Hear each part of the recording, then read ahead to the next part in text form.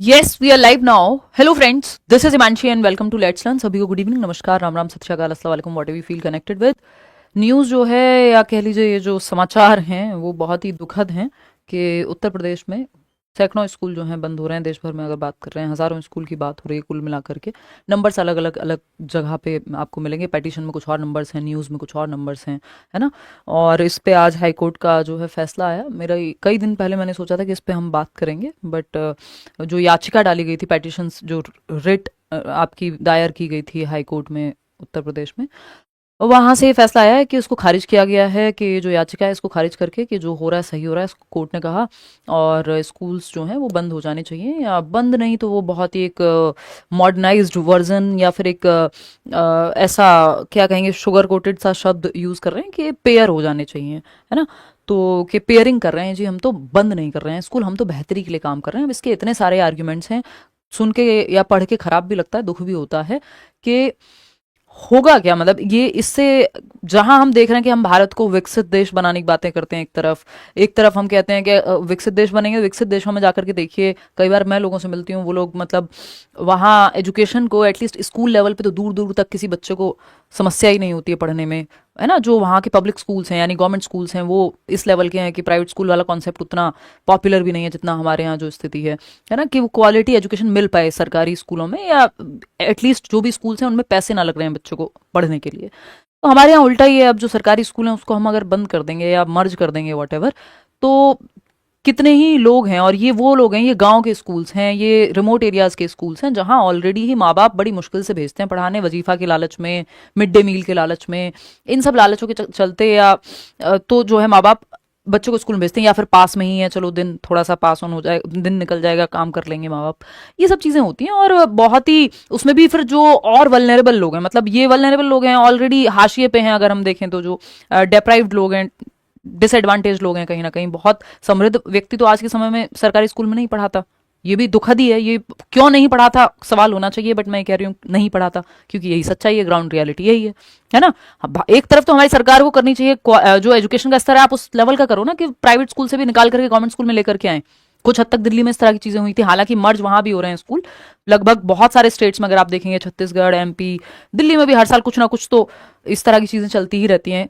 तो ये अपने आप में दुखद है कि हमारी जब जनसंख्या रात और दिन बढ़ रही है, मतलब हम कह रहे हैं 150 करोड़ लोग हो गए, बढ़ ही रही है जनसंख्या, तो आपके यहाँ कम नहीं है, फिर स्कूल्स आप क्यों बंद कर रहे हैं।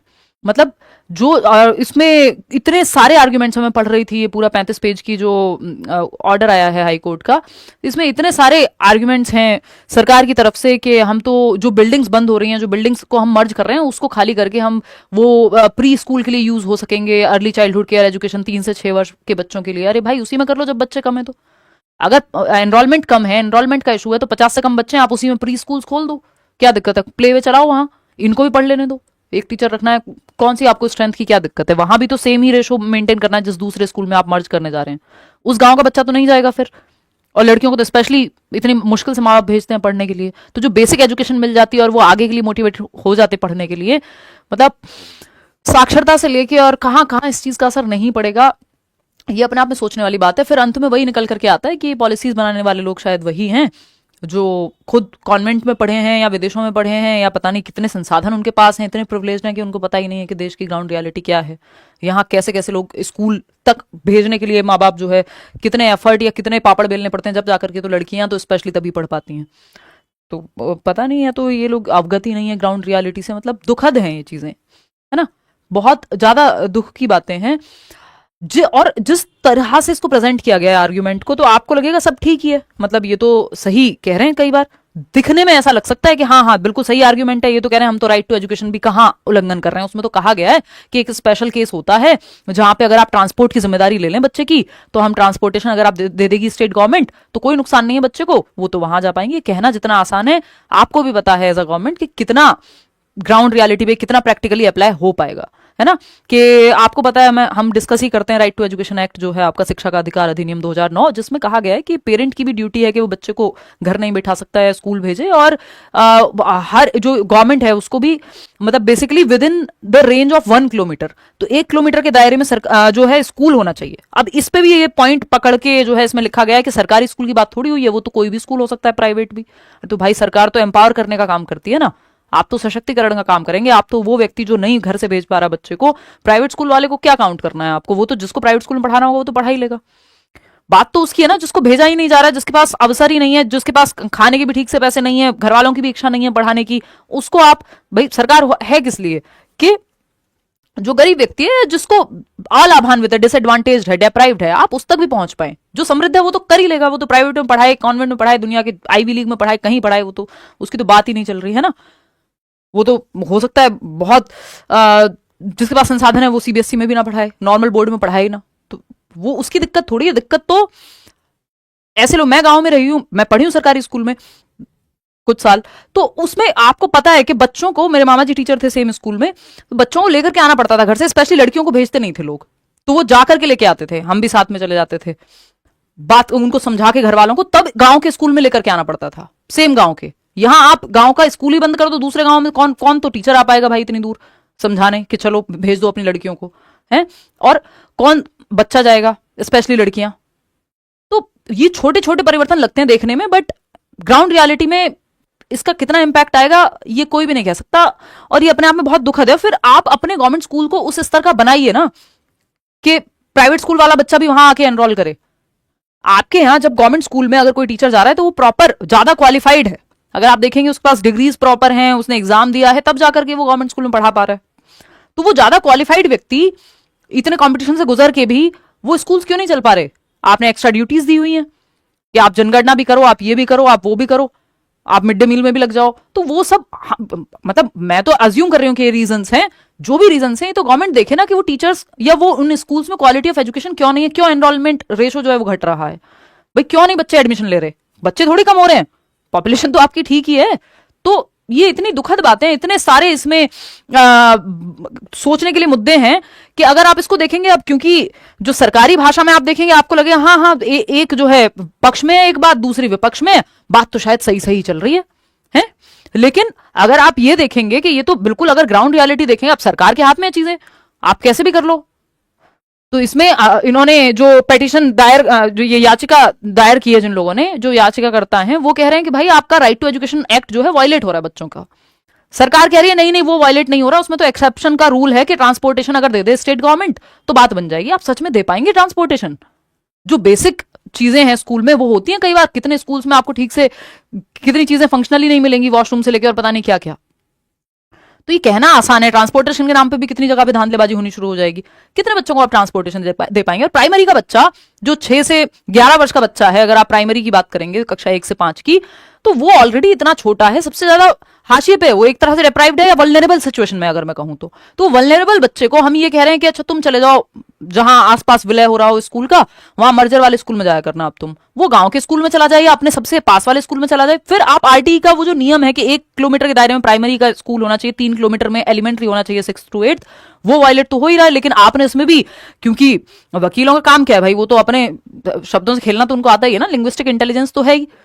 तो अगर हम पक्ष में किसी भी चीज का अगर आर्ग्यूमेंट देना चाहेंगे या रीजन ढूंढना चाहेंगे, डिफेंड करेंगे, तो हर चीज हो ही जाएगी फिर तो उन्होंने कह दिया कि नहीं नहीं उसमें तो प्राइवेट स्कूल्स भी हैं और एक्सेप्शन तो है ही।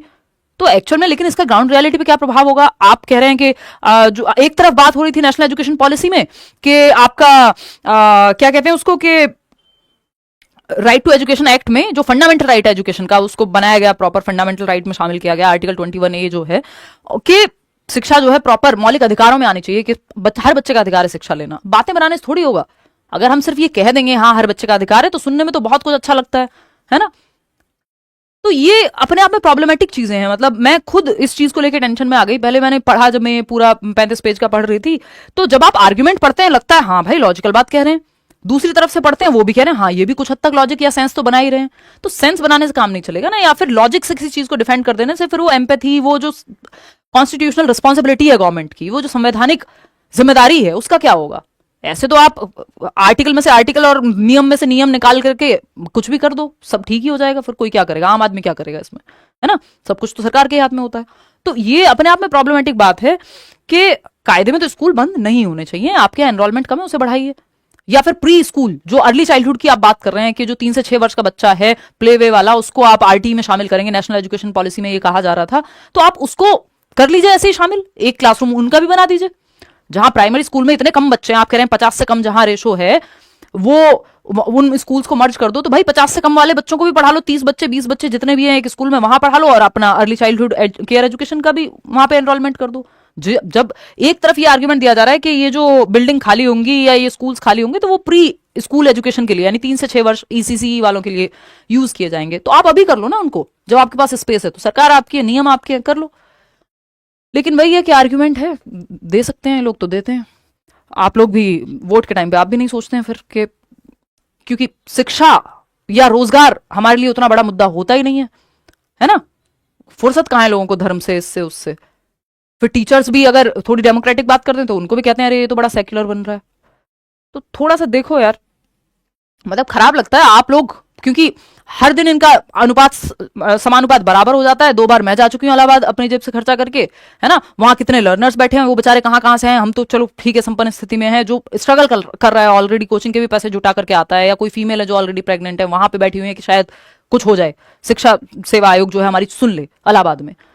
वहां कुछ नहीं हुआ, कोई वैकेंसी नहीं है इतने सालों से। तो हमारे फिर अभी जब विलय हो जाएगा स्कूलों का, मर्जर आप कर देंगे, फिर आप कहेंगे जरूरत कहाँ है। तो प्रॉब्लम का सॉल्यूशन ढूंढना है, उसके लिए और प्रॉब्लम्स थोड़ी क्रिएट करनी होती है। बहुत ही दुखद है ये बात।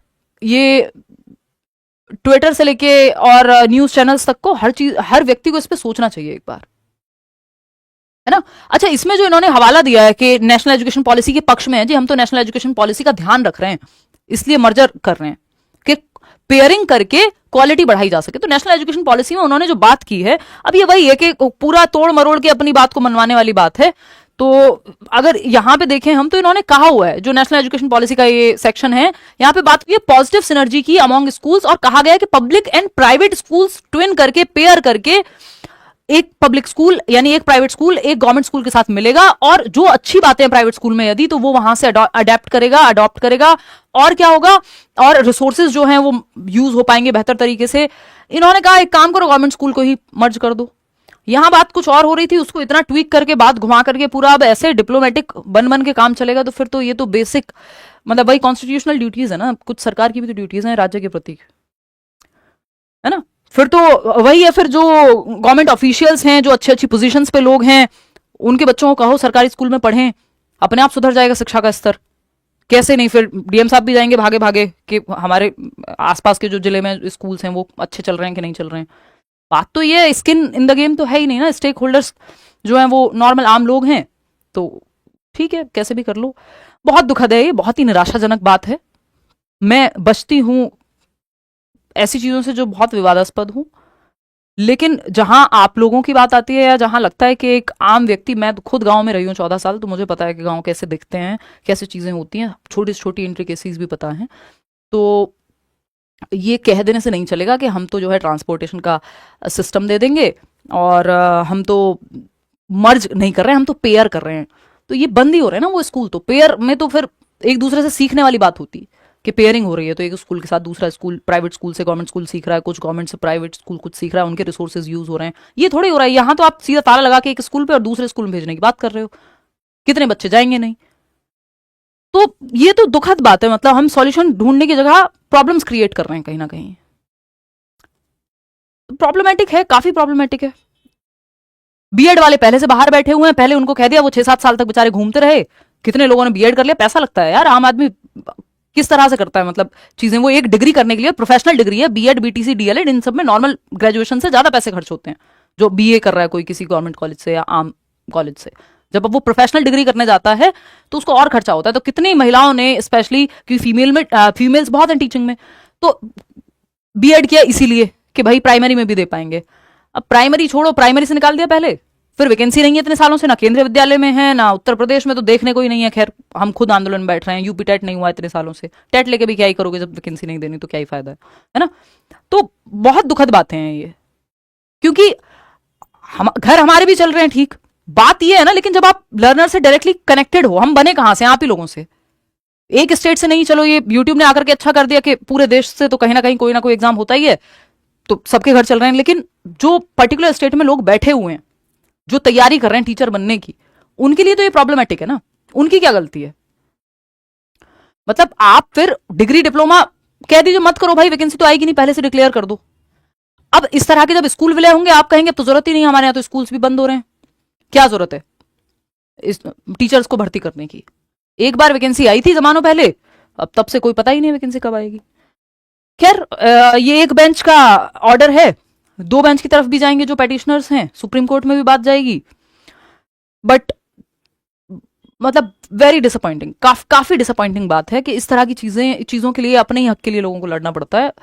गवर्नमेंट तो हक प्रोटेक्ट करने के लिए होती है ना, लड़वाने के लिए थोड़ी। कि जो आम व्यक्ति है वो अपना संसाधन, अपना समय, जो जवानी उसको तैयारी करके नौकरी लेके बच्चे को पढ़ाने में जो मोटिवेशन के साथ लगानी चाहिए थी, वो उसकी एज बैठे बैठे निकल जा रही है।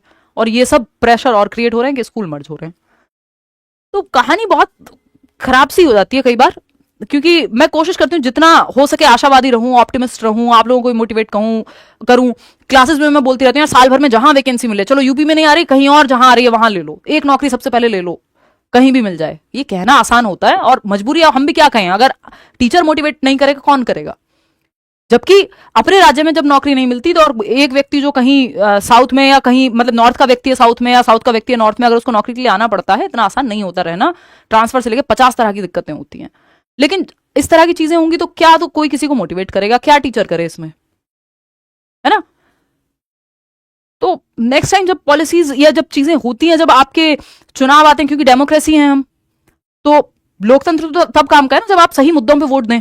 यही बचता है अंत में, कि जब आपको सालों साल कोई वैकेंसी नहीं दिखती तो फिर भी आप, बस क्या ही कहूं मैं इस पे। आसपास लोग ये तक चेक नहीं करते कि जो हमारा कैंडिडेट है पास वाला, वो कितना पढ़ा लिखा है, कुछ काम किया है उसने पिछली बार या नहीं किया, कुछ भी नहीं देखते। फिर बाद में कुछ भी होता ही है। खैर इसमें बहुत सारी बातें हैं। ये अगर ये होता है तो ये बहुत ही ऐसी बात हो जाएगी, आप क्वालिटी ऑफ एजुकेशन पे ध्यान नहीं देना चाह रहे। इसका मतलब अगर ये हम स्कूल मर्ज कर रहे हैं तो हम क्या कह रहे हैं कि भाई क्वालिटी ऑफ एजुकेशन आपकी गवर्नमेंट स्कूल की कभी बेटर नहीं होगी क्या? अगर एनरोलमेंट क्यों कम हो रहा है, आप रीजंस पता करिए ना, उसकी डिटेल में जाइए कि क्यों एनरोलमेंट कम हो रहा है।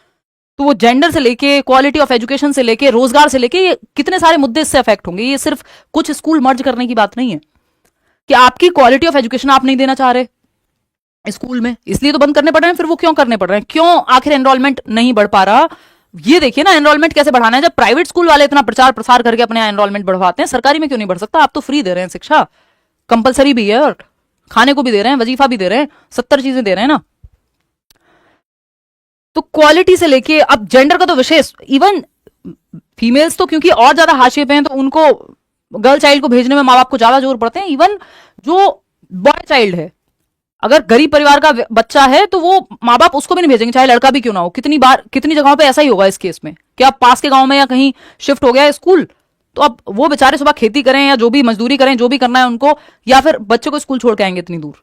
तो ये अपने आप में प्रॉब्लमेटिक है। ये ट्रांसपोर्टेशन वाली बात का जो हवाला दिया जा रहा है, मुझे नहीं लगता प्रैक्टिकली ये बहुत पॉसिबल चीज है कि बहुत अच्छा ट्रांसपोर्टेशन हो जाएगा, हर बच्चा जा पाएगा। और छोटे छोटे बच्चे हैं, वो बड़े बच्चे थोड़े हैं। तो क्वालिटी की बात करें, जेंडर की बात करें, रोजगार सबसे बड़ा मुद्दा है यहाँ पे। भाई अगर रोजगार की बात करें तो जिन टीचर्स को, आप तो स्कूल बढ़ाओ ताकि रोजगार भी मिले लोगों को।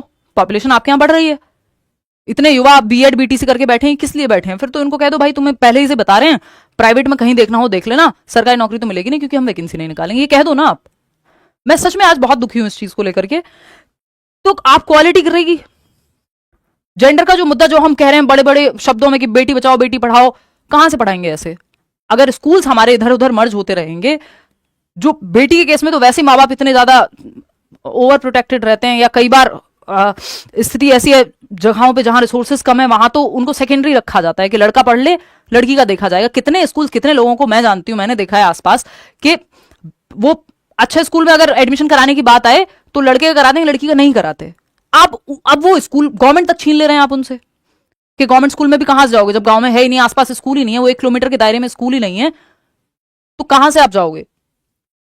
रोजगार, फिर ये लोग जो टीचिंग ट्रेनिंग करके बैठे हुए हैं, टीचिंग ट्रेनिंग कोर्स, ये सी टेट, यूपी टेट, पता नहीं क्या क्या क्रैक करके बैठे हैं कि बस एक वैकेंसी निकल जाए। वो वैकेंसी आप कहां से निकालेंगे? कल को आप उसके लिए भी कह देंगे भाई क्या करें, सब कुछ तो बढ़िया ही हमारे यहाँ तो टीचर और शिक्षक, जो टीचर स्टूडेंट या टीचर प्यूपिल रेशो है, प्यूपिल टीचर रेशो हमारे यहाँ तो बराबर है जी। तो प्रॉब्लम का सॉल्यूशन ढूंढने की जगह हम नई प्रॉब्लम लेके आ रहे हैं कि हम एक तरफ तो हमें रोजगार देना चाहिए, हमें वैकेंसी निकालनी चाहिए, दूसरी तरफ हम क्या कर रहे हैं, वैकेंसी या रोजगार ना देकर के हम स्कूल ही बंद कर दें। तो प्रॉब्लमेटिक है, दुख की बात है। ध्यान रखिए कोशिश करिए अपने माध्यम से जहां तक भी इस बात को आप पहुंचा पाए। मैं ट्वीट करूंगी, हम तो यही कर सकते हैं ना, और क्या है हमारे हाथ में।